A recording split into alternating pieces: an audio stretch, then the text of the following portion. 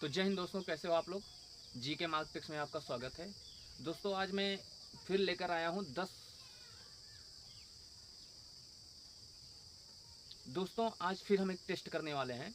ये टेस्ट ऐसा होगा जैसे कि आप जानते हो कि एक छोटा सा टेस्ट होता है जिसमें आपसे कुछ क्वेश्चन पूछे जाते हैं और उसमें से ये देखते हैं हम कि आप कितने स्कोर करते हैं। ठीक है, ये क्वेश्चन मैं चुन के लाता हूँ। ज़्यादा क्वेश्चन नहीं होता, क्वेश्चन कम होते हैं लेकिन सिलेक्टेड क्वेश्चन होते हैं, अच्छे क्वेश्चन होते हैं जीके के। अब देखिए, आज जैसे मैं 10 क्वेश्चन आपसे पूछूंगा, 10 के आपको हर प्रश्न के 4 ऑप्शन मिलेंगे। अगर आप 10 में 7 सही कर देते हैं तो इसका मतलब आप आगामी परीक्षा की तैयारी जो कर रहे हैं, फिर चाहे वो आरपीएफ का हो या एसएससी का हो, ठीक है, तो इसका मतलब आप सही ट्रैक पे हैं। अगर 10 से आपका स्कोर कम होता है तो इसका मतलब अभी आपको जीके में और ज़्यादा मेहनत करने की ज़रूरत है। सिर्फ 10 क्वेश्चन, हर क्वेश्चन पे आपको 4 ऑप्शन मिलेंगे, 4 ऑप्शन में एक ऑप्शन सही होगा। अगर आप अब आपको सही कैसे करना है, आप क्वेश्चन देखोगे, आप ईमानदारी के साथ, क्योंकि देखो मुझसे तो फर्क पड़ेगा नहीं, आप क्या बोल दोगे, ठीक है।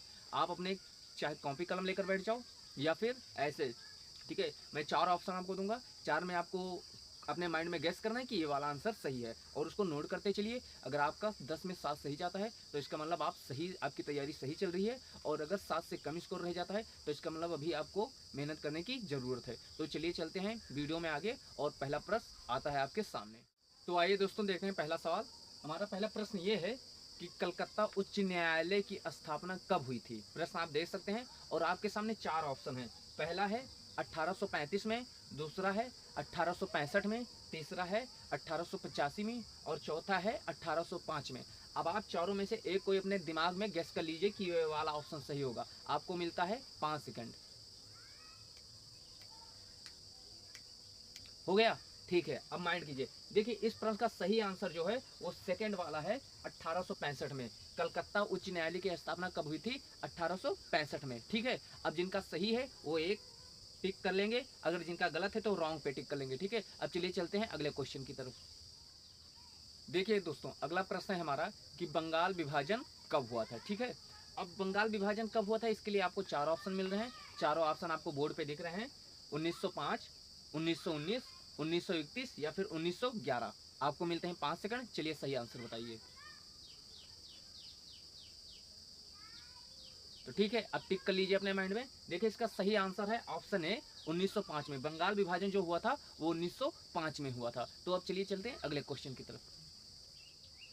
तो आइए दोस्तों देते हैं अगला प्रश्न। अगला प्रश्न हमारा ये है कि प्लासी का युद्ध कब हुआ था।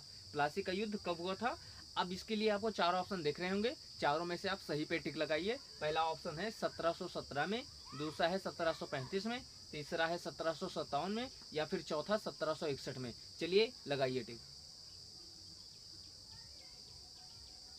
ठीक है, तो सही टिक लगा लिया। अच्छा अब मैं बताता हूँ इसका जो प्लासी का युद्ध कब हुआ था। इसका सही ऑप्शन जो है वो है ऑप्शन नंबर 3, 1757 में। प्लासी का युद्ध कब हुआ था? 1757 में। आप कैलकुलेट करते रहिए कि कितने क्वेश्चन आपके सही जा रहे हैं, ठीक है। अब चलिए चलते हैं अगले क्वेश्चन की तरफ।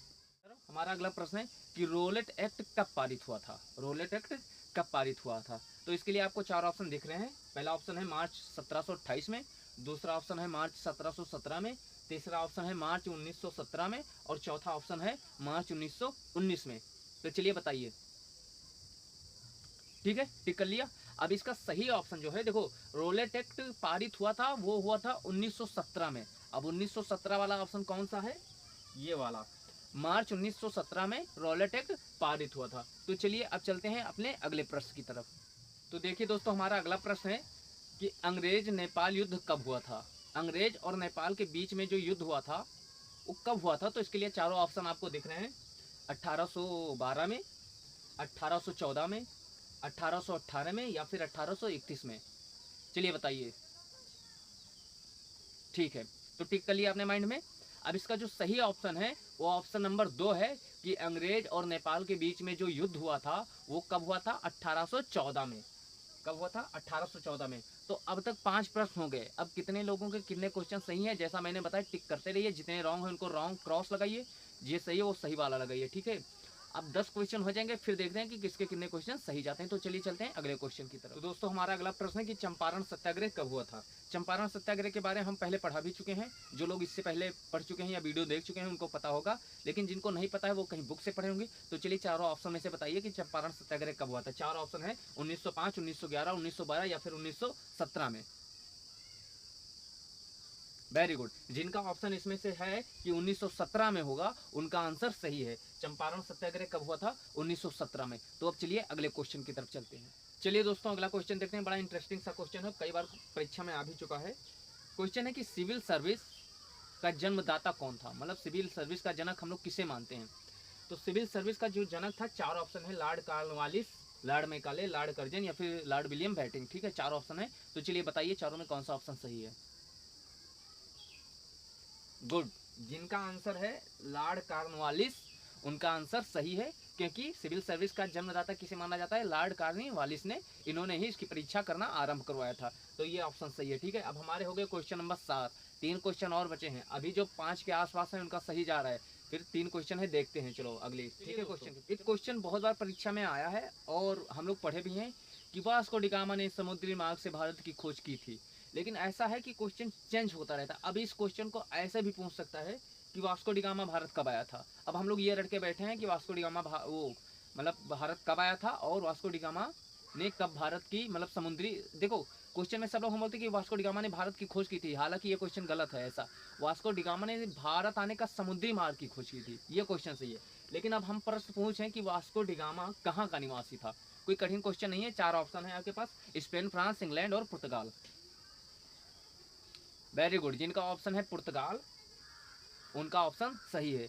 तो अब चलिए चलते हैं अगले क्वेश्चन की तरफ। हमारा अगला प्रश्न ये है कि डच ईस्ट इंडिया कंपनी की स्थापना कब हुई थी। आपके पास 4 ऑप्शन है, 1600 में हुई थी या फिर 1602 में हुई थी या फिर 1603 में या फिर 1604 में। 4 ऑप्शन में चलिए लगाइए टिक। जी हाँ, वेरी गुड, जिनका ऑप्शन है 1602, जिनका ऑप्शन है 1602 में उनका आंसर सही है, क्योंकि डच ईस्ट इंडिया कंपनी की स्थापना कब हुई थी? 1602 में। जो लोग 1600 पे जा रहे हैं वो इसी ध्यान रखो, वो कहीं पढ़े होंगे 1600 वो अंग्रेजों की हुई थी। ठीक है, डच ईस्ट इंडिया कंपनी की स्थापना कब हुई थी? 1600 में, 2 में। ब्रिटिश ईस्ट इंडिया कंपनी जो जब अंग्रेजों ने अपनी कंपनी की स्थापना की थी उनकी बात हो रही 1600 में, बाकी ये 1602। ठीक है, तो अब चलिए चलते हैं अगले और लास्ट क्वेश्चन की तरफ। तो आइए दोस्तों देखते हैं अपना आखिरी प्रश्न, क्वेश्चन नंबर 10 कि भारतीय रेलवे बोर्ड की स्थापना कब हुई थी। अब ये क्वेश्चन उनके लिए इंपॉर्टेंट है जिनका कोई रेलवे का एग्जाम है आगामी, आरपीएफ का हो या फिर किसी चीज़ का हो, और ऐसे क्वेश्चन फिलहाल सब में पूछ लेता है, लेकिन रेलवे वालों के लिए तो खास इंपॉर्टेंट है। तो बोलिए भारतीय रेलवे बोर्ड की स्थापना कब हुई थी। 4 ऑप्शन है, 1900, 1919, 1905 या फिर 1985। जी हाँ, अगर जिनका ऑप्शन इसमें से 1905 तो उनका आंसर सही है, क्योंकि भारतीय रेलवे बोर्ड की स्थापना कब हुई थी? 1905 में हुई थी। और 1905 में ही एक चीज़ और हुआ था, अभी इससे पहले क्वेश्चन में हम लोग पढ़ चुके हैं, बंगाल विभाजन। बंगाल विभाजन कब हुआ था? 1905 में। भारतीय रेलवे बोर्ड की स्थापना कब हुई थी? 1905 में। उस समय कौन था? लॉर्ड कर्जन थे। ठीक है, तो अब देखिए इसमें एक शब्द है 1985, क्वेश्चन नहीं पूछ रहे लेकिन ऐसे बता दे रहे हैं। अगर जब बात है कि आरपीएफ का गठन कब हुआ था, रेलवे सुरक्षा बल का गठन कब हुआ था, तो कब हुआ था? 1985 में। भारतीय रेलवे बोर्ड की स्थापना कब हुई थी? 1905 में हुई थी। ठीक है, क्योंकि देखो पहले स्थापना होगी तभी उसके अंदर किसी पुलिस फोर्स की या किसी चीज़ की मतलब उसका गठन बन सकता है। तो अब मुझे उम्मीद है कि 10 क्वेश्चन में सब मैक्सिमम लोगों ने साथ कर लिया होगा।